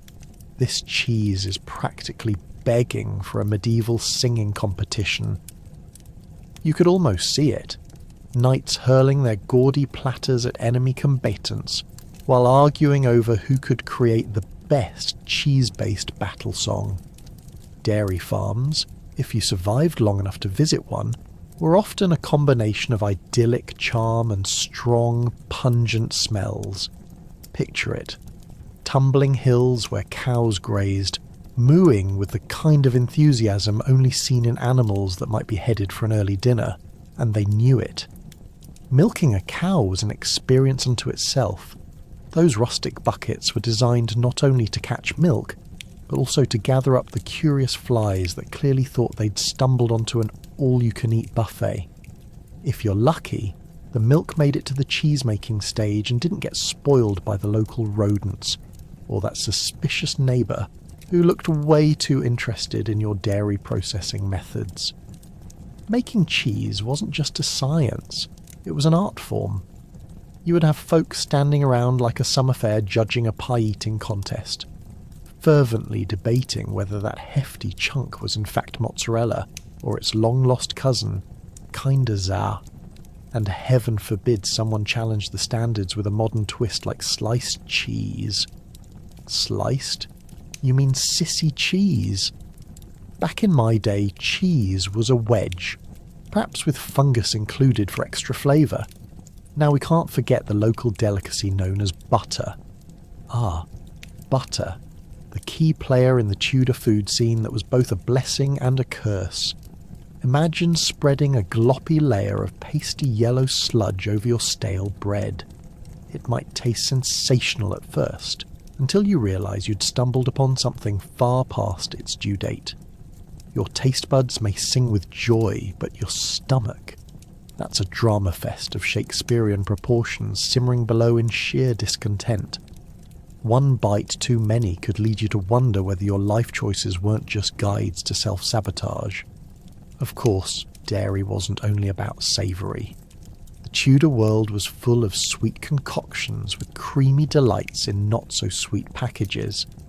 A splash of cream into a pastry might seem glamorous, but let's be honest, it's just sneaking in like the last guest to a very crowded party, just as unwelcome as it is unwanted.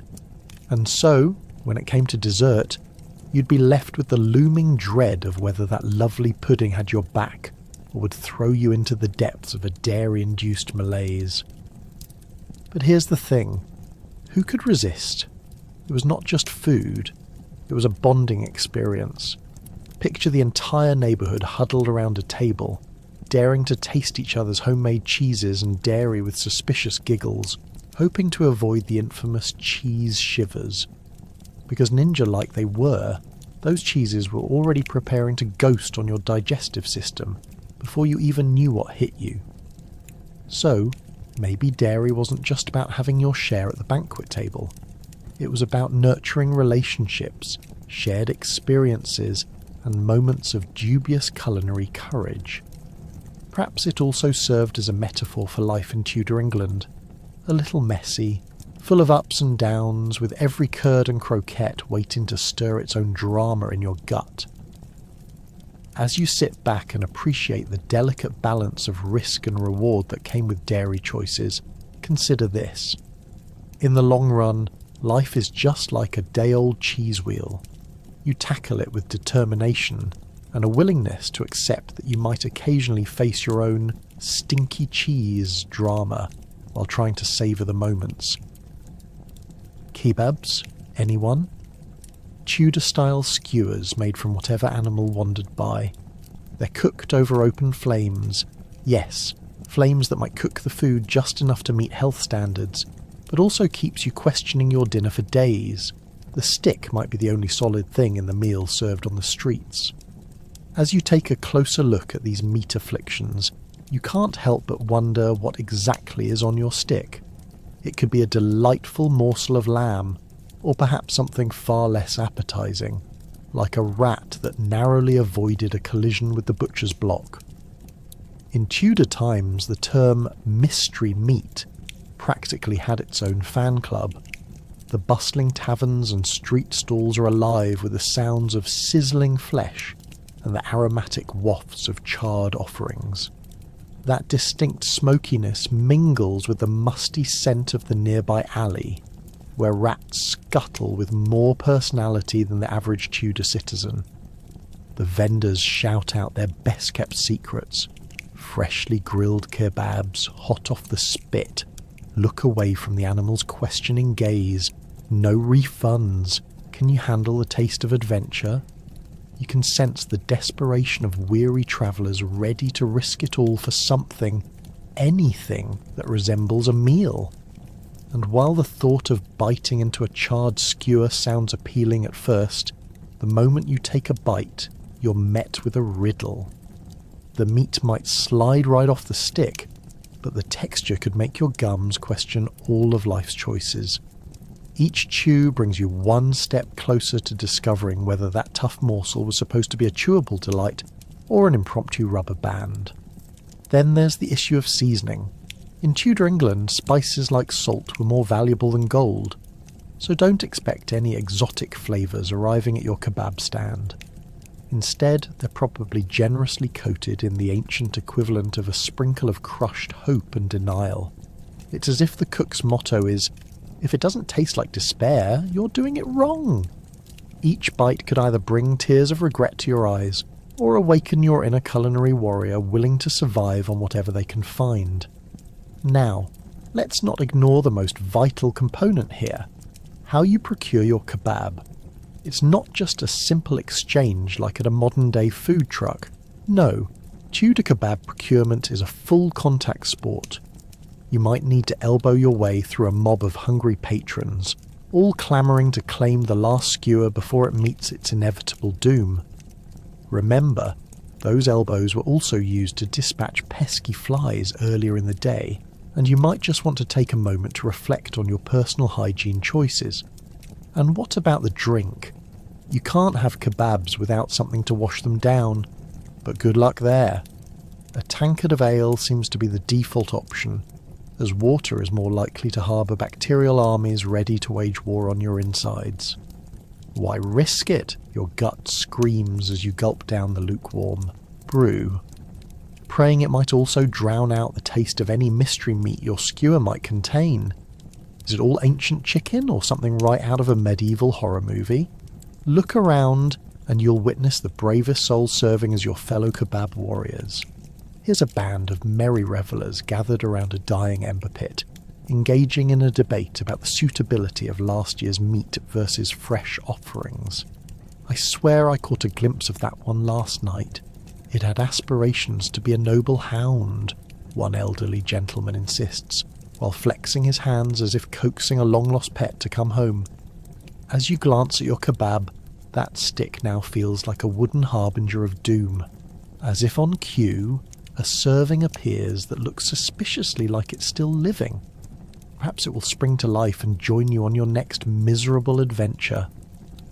But alas, you'll either have to savour that kebab of questionable origin, or brave the vivid culinary landscape that Tudor England has to offer. So here's the real question you must ask yourself. At the end of the day, when faced with the delicious uncertainty of the Tudor kebab experience, do you think you could survive the gauntlet? Or will you be clutching your stomach while questioning every life choice that led you to that ill-fated street vendor? Either way, enjoy your meal, because in Tudor England, every kebab comes with its own dose of fear. Bon appétit! Now let's dig into pudding. A concoction so jiggly it resembles ancient armouries more than food. It's not what you're used to, but throw some spices on top and voila! You're left with a soft, gelatinous blob that somehow manages to secure a place in the hearts and stomachs of the unaware. This isn't your modern, silky chocolate mousse. Oh no! Tudor pudding could be likened to a science experiment gone wrong, where the flavours whisper sweet nothings while your stomach silently screams in terror. The ingredients of these delightful little blobs of chaos varied depending on what was lying around. If you were a peasant, it might be a mix of leftover grains, milk, and whatever random animal product was deemed fit for consumption. Imagine finding a way to transform last week's sour milk into something that closely resembles a bizarre dessert. You toss in some spices to hide the shame, and pray your grandma's old baking stories could somehow pull it off. But let's be honest, you'd be risking your hygiene for a spoonful of wobbly indecision. In the affluent households of the Tudors, pudding took on more adventurous forms. After all, what better way to show off your wealth literally than to make something that could slide across the table like an Olympic athlete? These puddings could be flavoured with sugar, fruits, or sometimes even exotic spices, with a price tag to match. You could end up tasting cinnamon imported from the far reaches of Asia, or biting into a dried fig, wondering whether it made sense to serve something so old it could have an entry in the history books. You might have even heard of the famous fool, a playful name for a dish that combined cream with fruit, which made the nobility feel a bit fancy when they weren't savouring their roasted peacock. But pudding wasn't just a whimsical puddle of flavour. It was often the star of the show, served at banquets, presented on fancy plates with more flair than a court jester's outfit. Be sure to watch out though. That seemingly innocent dessert could turn into a triumphant disaster, gaining the reputation of culinary malfeasance should it, heaven forbid, become too gelatinous, or, worse, the wrong texture entirely. Now, let's talk about the elephant in the room, or should I say the rancid fish in the pudding. Tudor cooks had a flair for combining unusual ingredients. They believed that if the dish looked elegant enough, the diners wouldn't care about the origins of its components. Picture this. Someone making fish pudding charmingly called pottage. Yes, nothing says let's dine together, quite like a strange seafood-inflected jelly that jiggles ominously while you slice through it. Guess what? You're still expected to eat it with a smile, because dismissing an aristocratic dish was, quite literally, a recipe for disaster. And speaking of risks, let's not forget about food preservation. How many times do you suppose the ingredients floated into your pudding from last year's harvest? Just add a little more sugar, a dash of something you can't quite identify, and bingo, dinner is served. If you are lucky, you might find yourself dining on a pudding that may have been crafted a few days before rather than a week. Good luck trying to tell when your heavenly dessert was made. The Tudor era was all about taking culinary chances. Once the pudding hit the dinner table, it was often met with mixed reactions.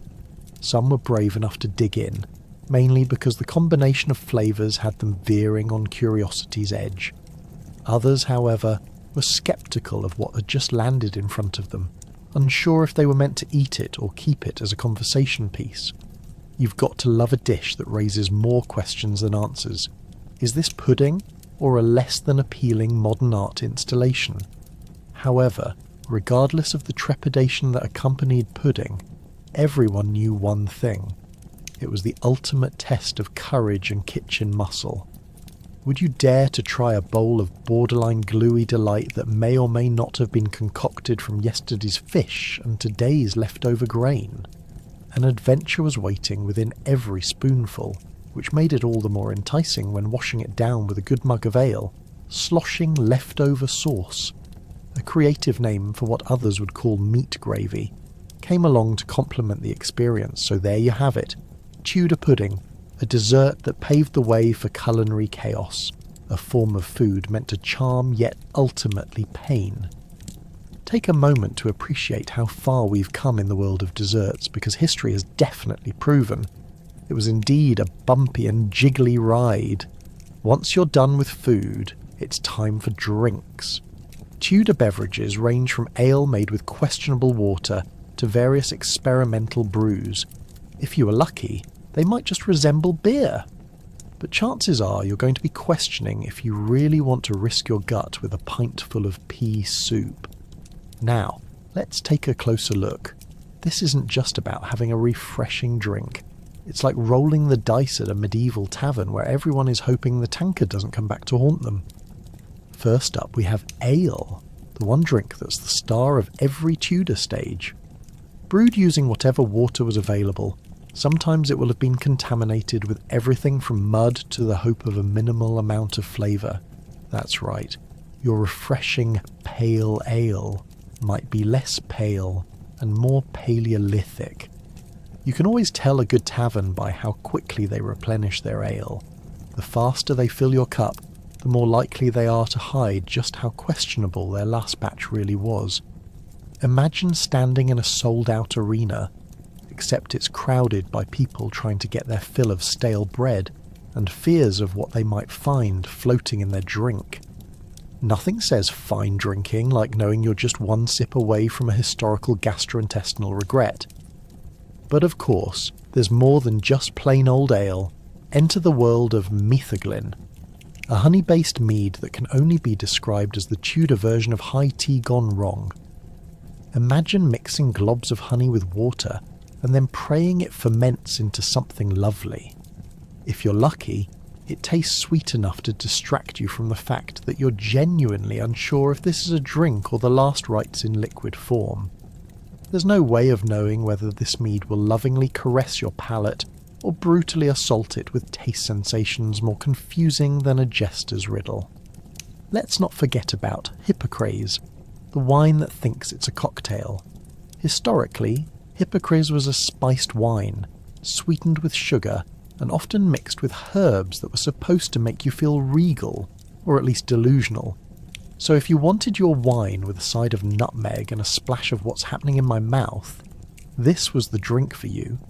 It's like dyeing your production crisis with more glitter, trying to mask what is often just the same old grapes trying desperate to be something magical, or perhaps bathed in a wishful cocktail of ridiculousness. Now, how about that small beer, the drink of choice for everyday folk? Think of small beer as the toddler version of ale. It's low in alcohol, but often served in generous quantities. In Tudor times, everyone consumed it, even children.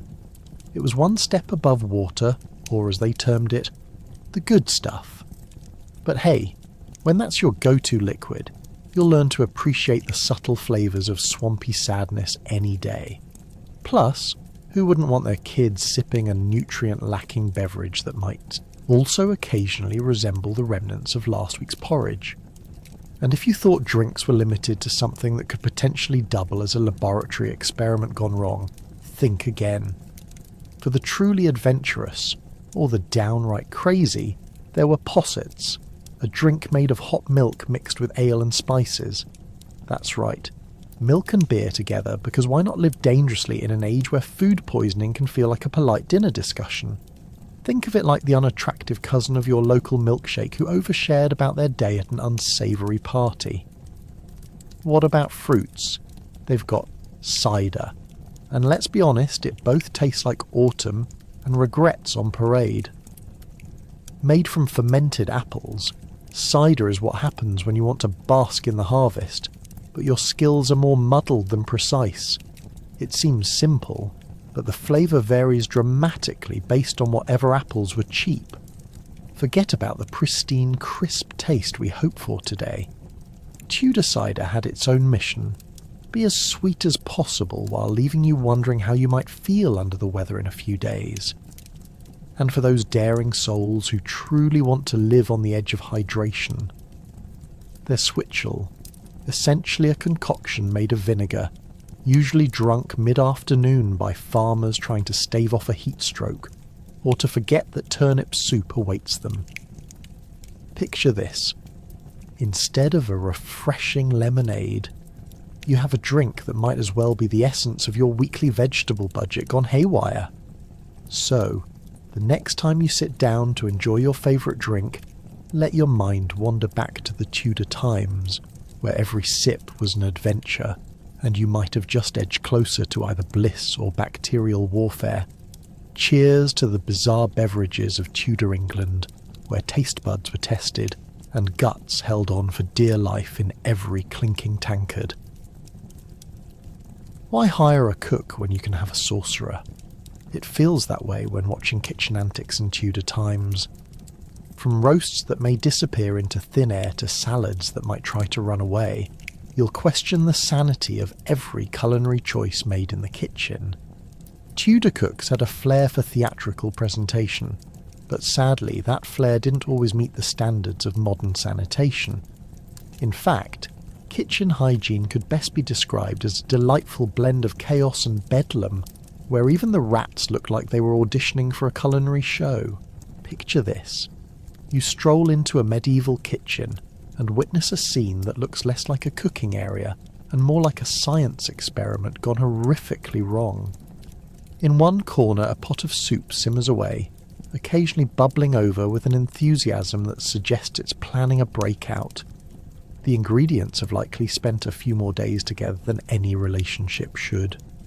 You see, in Tudor England, the concept of fresh embodied whatever the Lord's larder offered on that sunlit morning, or perhaps even the last foggy day. If it could be disguised under a pile of spices, it was deemed edible. You look closer and see the chef waving his ladle like a wand, casting spells over whatever hunk of meat rests in the cauldron. Any hope of tenderness is sacrificed on the altar of unknown meats, perhaps rabbit, perhaps cat. Who really knows? The only guarantee is that the meat is definitely meat, and probably several weeks past its prime, adding a mysterious note to every bite. Age is flavour, they might say. While you mentally renounce your dinner decisions, the theatrics don't end there. While the soup froths, curious kitchen fingers are fiddling with tomorrow's bread.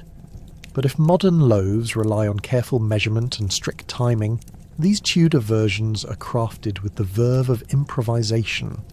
It's a contest to see which batch could rise the least or become a rock-hard weapon against uninvited intruders. You almost expect the dough to explode in a fiery uprising, declaring independence from the oppressive constraints of the mixing bowl. And let's talk about seasoning. In a world where flavour lived more in conversation than culinary finesse, a dash of spice was considered a bold adventure. Spices were as valuable as gold, so of course, the cooks were determined to sprinkle in just enough to induce admiration from the nobles watching. Who needs a sommelier when your dinner is suspect to potentially turn on you? A large spoonful of nutmeg might save the day, or turn your meal into a confusingly aromatic lava. Meanwhile, the cutting board serves not just as a surface, but as a stage for the nightly performance. Behold the actor in the lead role, the one-armed baker. Watch in awe as they slice through whatever meat had misfortunes enough to wander into their kitchen. You can hear the dramatic thuds of bone meeting wood, and imagine the audience gasping in shock. Will that meat ever be fit for human consumption? If you look closely, You might even spot a few fearless apprentices darting around the kitchen, dodging pots and ducking under the smoke rising from poorly monitored hearths. It's pure mayhem, and in a kitchen like this, injuries are practically an occupational hazard. Forget the sharp knives. The most dangerous weapon in a Tudor kitchen is the cook's temper. And when it comes to cleaning up, that's where the real magic unfolds. Why bother with pots and pans when you can just toss the leftovers out the window? After all, nothing says dinner's done like needing to shout "Gardez l'eau," watch out below, before the scraps rain onto the streets below. Perhaps they were hoping a passing pig would do the cleaning for them. In this enchanting yet horrifying atmosphere, it becomes clear. Meals were crafted amidst chaos. Those who dared to gather around the banquet table weren't just there to eat. They were part of a grand, unpredictable show. The food would entrance or repel. It would deliver laughter, disgust, or even a thrilling episode of food poisoning. So next time you think about the art of cooking, remember the Tudor chefs with a pinch of salt, or rather, a medieval combination of unidentifiable leftovers and mystery meats. Because in the Tudor kitchen, cooking wasn't just a profession, it was a gamble on taste, survival, and a dash of sorcery, one confused meal at a time. If you thought bread today was impressive, Tudor loaves were basically rocks. Stone-baked and hearty, you could break a window with one. It had the power to tickle your throat and send your breakfast down to a level you didn't expect. Besides, who needs quality when you're feasting on crusty disappointment? Imagine walking into a Tudor bakery, a fragrant perfume of stale dough and a sprinkle of dust hanging in the air. You approach the counter, and in front of you lie breads with all the softness of a medieval club begging to be noticed. "Look at me," they seem to cry. "I'm the gastronomical equivalent of a rogue knight, a tough exterior hiding something rather questionable." You might wonder how bread could become such an unfortunate staple, but the answer is simple: ingredients. In the hand of a Tudor baker, flour meant something different. Instead of the smooth, fine grain we enjoy today, the flour was often mixed with such delightful additions as tree bark, dried peas, or even the occasional rat hair, just to keep it interesting. The better-off citizens might have used white bread made from wheat flour, while the rest of the population was left with dense, dark and crumbly loaves that might double as weapons in a pinch. And while you're mulling over the texture, imagine trying to bite into a slice. Yes, it's possible someone nearby might need to physically pry the jaw from your stuck bread slice. To chew it is another art. Each bite a workout for your jaw, you tread the precarious line between nourishment and dental disaster. Ah, breakfast and destruction all in one, you'd think, spitting out crumbs with an involuntary look of defeat. You can practically hear your teeth screaming for mercy. What have we ever done to deserve this? Even the mice turning their noses up at the crumbs resemble the critics of Tudor cuisine, furrowing their tiny brows with a haughty disdain. And let's not forget those delectable bread rolls, shaped like the remnants of a medieval catapult. You might even use one as a frisbee. Just beware the return fire from your dinner companions as they aim to protect their fragile dignity. Dinner tables turned into battlefields as these rolls soared through the air, glancing off the heads of unsuspecting diners with the force of an upset monarch. Well, at least they have flavour, one brave scone might boast before landing unceremoniously next to someone who dared to question the chef. Even worse, imagine the moment when someone offers you a choice between a fresh loaf or, oh yes, the leftovers from last week's feast. You brace yourself for a journey beneath yesterday's guilt and the aroma that hangs in the air, drawing your attention to those distinctly sour scents that envelop you like a medieval sweater stuck in a mouldy cellar for several months. Musty bread might not be the stuff of dreams, but in Tudor England even stale loaves could afford a second chance at life. Toss. On some stew, smother it with a sauce concoction left over from who knows when, and voila. You've transformed your rock-hard slice into an appealing, if slightly suspicious, gourmet meal. Then there were the social faux pas surrounding bread. At any gathering, arriving with a giant loaf under your arm might have seemed impressive, but if it crumbled apart at the first touch, you were a dead man. Figuratively, of course. Picture attempting to break bread with your companions, only to have someone launch a portion directly into the nearest stew pot. It became a medieval embarrassment. Friends turning to foes in seconds. It was stale, I swear. You'd insist while dodging the scowl of your host, mentally preparing for exile back to whatever underwhelming hovel you called home. At the end of the day, bread marked your class, your health, and possibly your future, depending on whether you chose the delightful crusty option or a softer, more humane alternative. So the next time you munch on a warm, fluffy roll, just remember, Tudor bread was less about balance and rising yeast, and more about uncertainty, and a prayer that a rogue tooth wouldn't explode the whole operation. So, raise your glass of ale, safer than water, truth be told, and toast to the brave souls who endured crumbly crusts in the face of full-blown culinary chaos. Because if anything defines the Tudor era, it's that a sense of humour, and maybe a few solid dental plans, were essential to surviving their kitchen horrors. Ever hear of the term food poisoning? Tudor society showcased that to the fullest. With questionable ingredients, culinary blunders, and the occasional rat skedaddle, people lived on the edge of surprise every mealtime. Food here could either be a feast or the dressed-up version of a funeral waiting to happen. If the grim-faced cooks were channeling sorcery rather than culinary skills, you might just find yourself part of a game show called Will It Make You Barf? Picture this: an apothecary's shop meets a butcher's nightmare. You stroll into a tavern, and the first thing that greets you is the enchanting aroma of, is that something rotten? Welcome to Tudor dining. The menu may offer delicacies like tidbits of meat, a charming way to label, we have no idea what kind of meat this is, garnished with hidden surprises.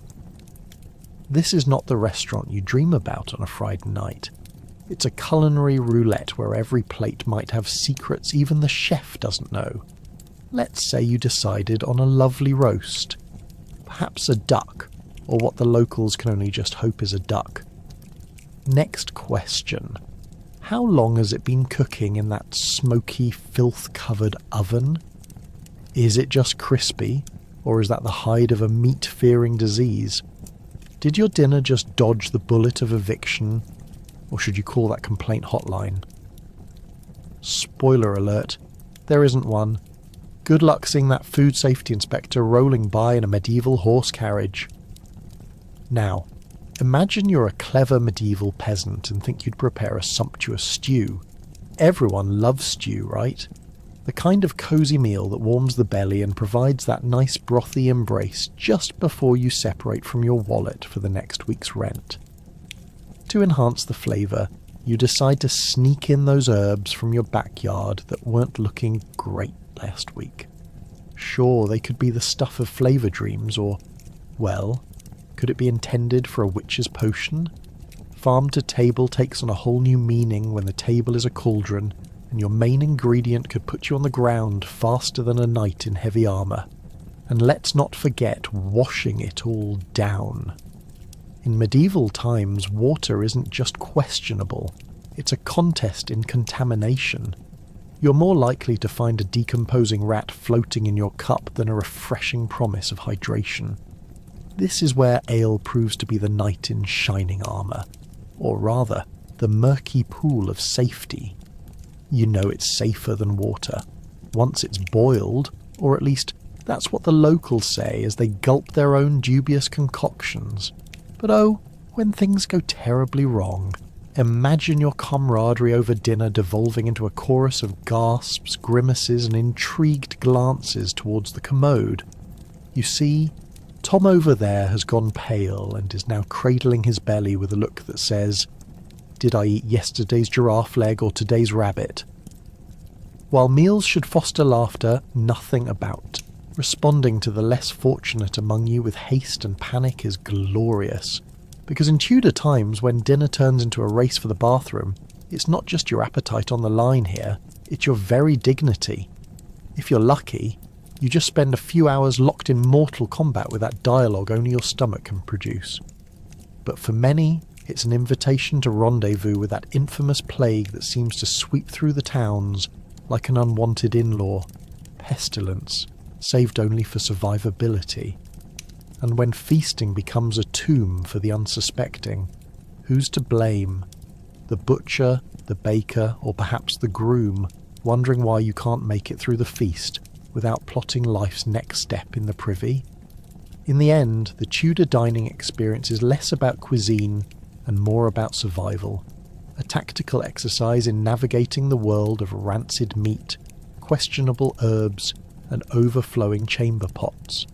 So remember, next time you think about trying something adventurous for dinner, consider how brave the Tudor locals were, always teetering on the fine line between a savoury bite and a swift trip to the afterlife. So, here's to them, the original food adventurers, defying illness one pie crust and dubious stew at a time. Cheers to history, where the only thing more remarkable than the food is simply surviving it. Have you ever tried to make yesterday's food appetizing? Tudor kitchens mastered the art of repurposing, but fresh doesn't quite describe the end product. It's more about survival, showcasing culinary creativity, while taking a route that may leave you questioning your choices and the mysterious odours lurking nearby. In fact, leftovers were essentially yesterday's dinner dressed up in a new cloak of seasoning and a prayer for stability. Because if Tudor history has taught us anything, it's that a good gamble is always preferable to an empty stomach. Picture this. You've just finished a feast worthy of a king. The tables are now graveyards for uneaten pies, curdled cheese, and vaguely recognisable animal parts. Most peasants can't afford to waste food, so those prior culinary masterpieces have to be revived. Enter the leftover challenge. You could slap together some type of unsuspecting goulash and call it gourmet stew, or turn a pie that nobody could finish into a fully fledged casserole, because why not throw it all in a pot and see what happens?